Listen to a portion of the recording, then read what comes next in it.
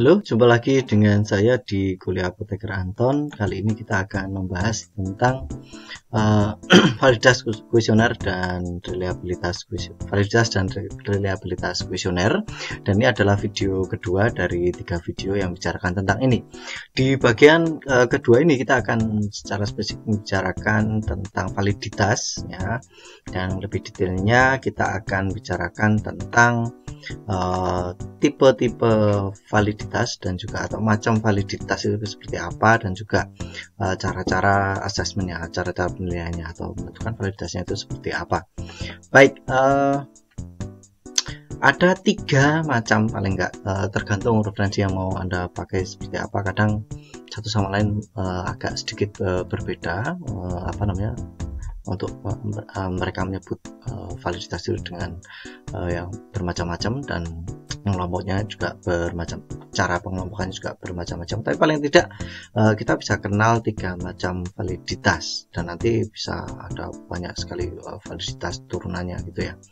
Yang pertama adalah tentang content validity, ya. Yang kedua adalah construct validity atau kadang juga disebut sebagai structural validity, dan yang ketiga adalah criterion validity. Kita lanjut dulu ke content validity. Content validity ini merupakan macam validitas yang kita bisa menilai itu subjektif gitu ya, subjektif. Jadi lebih karena faktor subjektivitas, ya. Dan ini digunakan untuk melihat apakah instrumen yang kita miliki memang betul-betul sudah mengcover atau sudah mencakup atau membahas variabel atau konten yang berhubungan dengan variabel yang sedang kita bahas. Apakah variabel yang kita inginkan untuk kita dapatkan itu sudah dibahas dari segala macam sisinya, segala macam faktor risiko, segala macam determinannya, segala macam faktor yang berhubungan dengan konsep tersebut, ya. Tentunya kita pasti berpikir mungkin bisa banyak sekali, tapi ya memang kita di awalnya dalam pengembangan kuesioner biasanya kumpulkan pertanyaan sebanyak-banyaknya, baru kemudian kita reduksi. Jadi di sini juga untuk menentukan apakah jumlah pertanyaan di dalam instrumen kita itu sudah cukup banyak atau belum, ya, atau sudah adekuat atau belum, sudah optimal atau belum gitu ya. Jadi tidak selalu banyak itu berarti baik, ya, dan sedikit berarti jelek. Ada instrumen yang misalnya kepatuhan ada yang hanya berisi 4 pertanyaan saja, ada yang berisi cuma 8 pertanyaan, tapi ada juga misalnya yang participation satisfaction questionnaire misalnya bisa sampai 30-an pertanyaan seperti itu ya. Jadi variasi-variasi ini, pertanyaan ini ya ditentukan oleh bisa yang pertama kali dilakukan adalah melihat disaring dari content validity. Nah, di content validity ini kita biasanya mengukur satu variabel, biasanya kita anggap sebagai satu construct gitu ya, satu construct. Nah, dalam construct biasanya ada domain-domain. Domain-domain artinya ya gimana ya? Konsep-konsep yang masih terkait dengan itu, terkait erat dengan untuk membentuk satu construct tersebut. Misalnya untuk memberi gambaran ya. Misal kalau kita membicarakan tentang medication adherence atau patient adherence, ya, atau intinya kepatuhan pasien terhadap terapi yang sedang dijalankan. Nah, kalau kita melihat konsep kepatuhan itu ada banyak faktor, ada banyak determinan. WHO mengelompoknya sebagai 5 gitu ya, ada 5 determinan, dan masing-masing determinan ini macam-macam juga faktor-faktor yang ada di dalamnya. Paling nggak misalnya bisa kita lihat, kalau kita membicarakan tentang kepatuhan, apakah kita juga membicarakan tentang barrier. Nah, ini barrier bisa menjadi domain dari kepatuhan, konstruk kepatuhan pasien ini. Nah, seperti itu. Atau kemudian apakah ada faktor-faktor yang bisa menyebabkan seseorang itu menjadi patuh karena faktor eksternal, misalnya motivator dan lain sebagainya, lingkungan dan motivasi dan lain sebagainya. Nah, ini bisa dianggap juga sebagai domain gitu ya. Jadi kalau membaca literatur tentang ini, kadang kita juga perlu berkenalan dengan istilah domain seperti itu. Nah, salah satu macam content validity, ada penulis yang memisahkan ini, ada juga yang menjadikan satu di bawah content validity, itu adalah face validity atau validitas muka.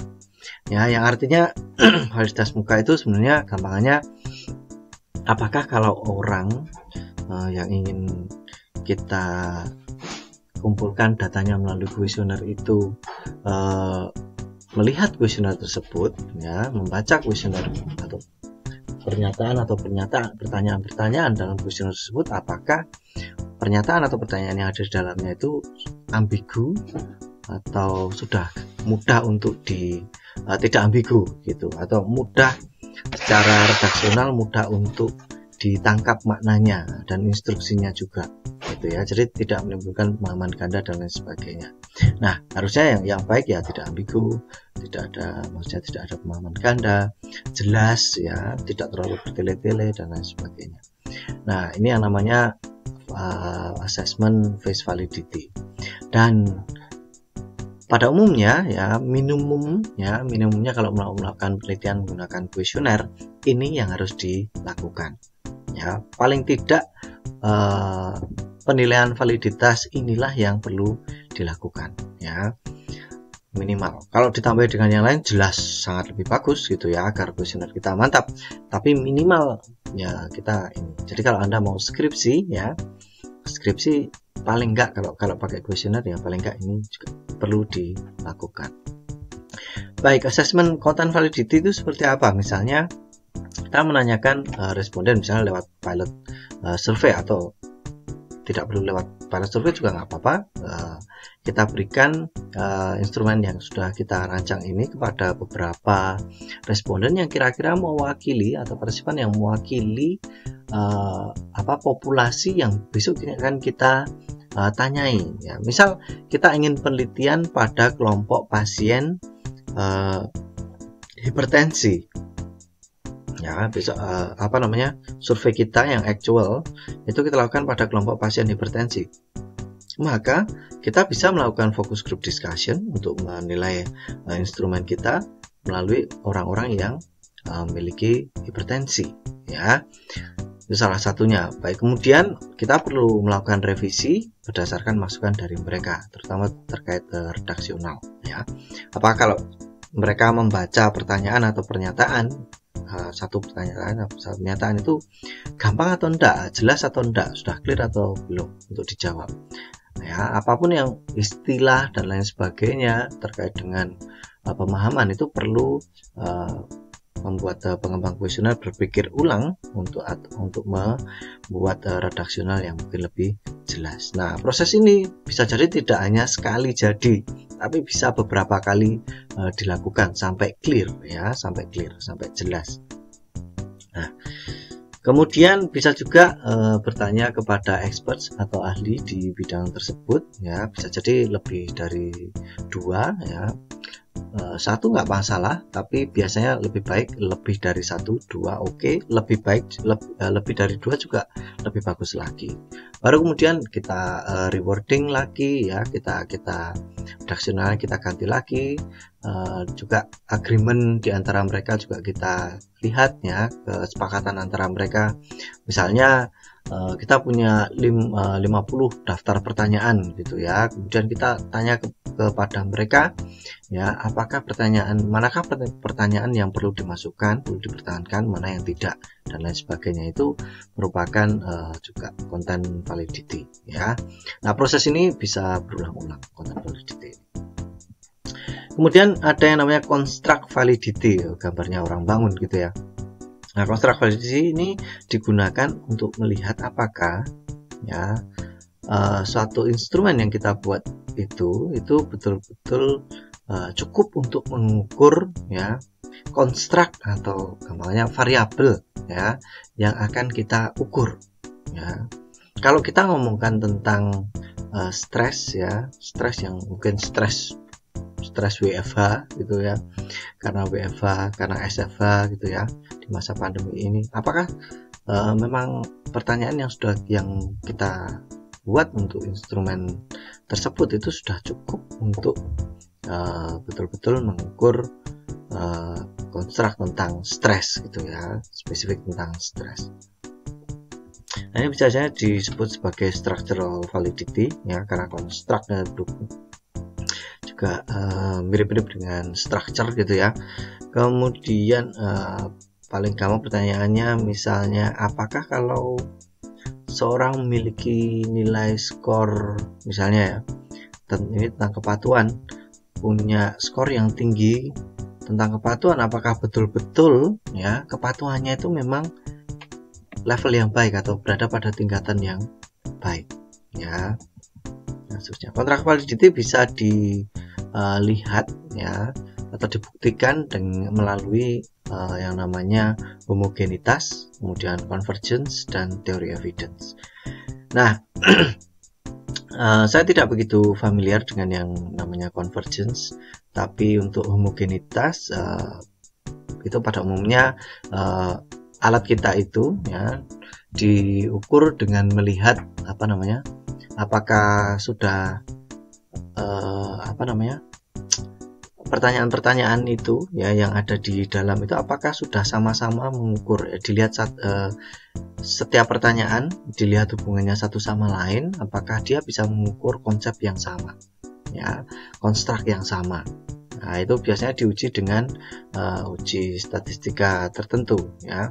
Kalau convergent itu berarti dibandingkan dengan instrumen yang sudah ada ya, yang sudah pernah dibuat untuk topik tersebut ya, meskipun ya nggak selalu ada gitu ya, karena bisa jadi orang mengawali untuk membuat instrumen untuk hal yang baru. Kemudian theory of evidence ya, dia melihat berdasarkan teori yang ada, kemudian instrumen itu bisa dikembangkan atau dihubungkan dengan itu. Nah, biasanya ada istilah namanya theoretical framework dan lain sebagainya sebelum satu penelitian dilakukan, tapi biasanya ini penelitian besar ya. Kalau skripsi biasanya nggak sampai harus seperti itu. Tapi bagus juga untuk mengecek teori evidence ya, di evidence construct dari itu sudah cukup atau belum, dilihat dari teori yang ada seperti apa. Nah, assessmentnya untuk yang homogeneity tadi saya sebut uji statistika ya. Uji statistika yang dimaksud adalah faktor analisis ya, faktor analisis atau FA gitu ya. Nah, biasanya ada macamnya, yang ada exploratory faktor analisis ya, kemudian ada lagi yang exploratory, kemudian ada yang CFA itu C-nya itu, CFA itu kok saya agak confirmatory ya, confirmatory factor analysis ya. Itu untuk construct validity. Kemudian ada criterion validity. Apa itu criterion validity? Oh, di sini gambarnya telur ya. Telur ada yang warnanya coklat dan yang putih. Criterion yang dimaksud criterion itu adalah instrumen ya yang sudah ada ya, available ya, yang mengukur variabel yang sama atau konstruk yang sama. Nah, jika kita membandingkan instrumen yang sedang kita kembangkan ya terhadap instrumen lain yang digunakan untuk mengukur hal yang sama, similar variable atau konstruk, itu yang dinamakan dengan convergent validity, convergent ya, jadi mengukur hal yang sama. Maka kalau ya korelasi antara kedua hasil kita dengan hasil instrumen lain, yang hasil instrumen kita dengan hasil instrumen lain ini kurang lebih sama, maka kita anggap bahwa instrumen kita memenuhi criterion validity. Bisa juga ya pembuktian bahwa instrumen kita itu memenuhi criterion validity itu ketika ada instrumen lain yang digunakan untuk mengukur konstruk lain yang berbeda. Kalau berarti korelasinya rendah, maka criterion validity kita bisa, untuk instrumen kita itu bisa bagus, kita buktikan bagus gitu ya. Nah, ada lagi satu lagi yang menarik, kalau misalnya kita mengukur satu hal gitu ya, kita sedang mengukur satu hal, ini menjadi bagian dari satu proses, kemudian di depannya itu ada instrumen yang digunakan untuk mengukur hal yang ada selanjutnya gitu ya, yang bisa terjadi selanjutnya. Nah, ini yang namanya predictive validity. Misalnya begini gampangannya, kalau saya pernah penelitian saya belum publish tentang predictive validity, ini bisa seperti ini. Ketika kita mengembangkan kuesioner tentang kepatuhan ya, kalau kepatuhannya, kemudian kepatuhan ini kita bagi ya, baik, sedang, rendah, misalnya seperti itulah. Kalau kepatuhannya itu baik ya, kepatuhan untuk minum obat antihipertensi itu baik, apakah ini bisa dibuktikan dengan tekanan darah ya, yang diukur ya, jadi kan kalau tekanan darah kan lebih objektif gitu ya. Nah, itu apakah terjaga atau tidak gitu ya. Misal kita melihat kepatuhan pasien pada populasi pasien diabetes mellitus, kalau mereka ternyata dengan alat kita masuk ke kategori patuh ya, sangat patuh misalnya, yang paling tinggi, apakah level HbA1c mereka itu memang betul-betul baik ya, maksudnya yang menunjukkan bahwa itu terkendali. Nah, hal-hal inilah yang kemudian perlu kita, ini yang namanya dengan predictive validity. Baik, ini referensi yang saya pakai. Sebenarnya ada banyak referensi, tapi lebih terutamanya ini saja gitu ya. Kemudian ini menggunakan slide Carnival dan foto-foto tadi dari Hans. Baik, terima kasih. Sampai jumpa di video selanjutnya.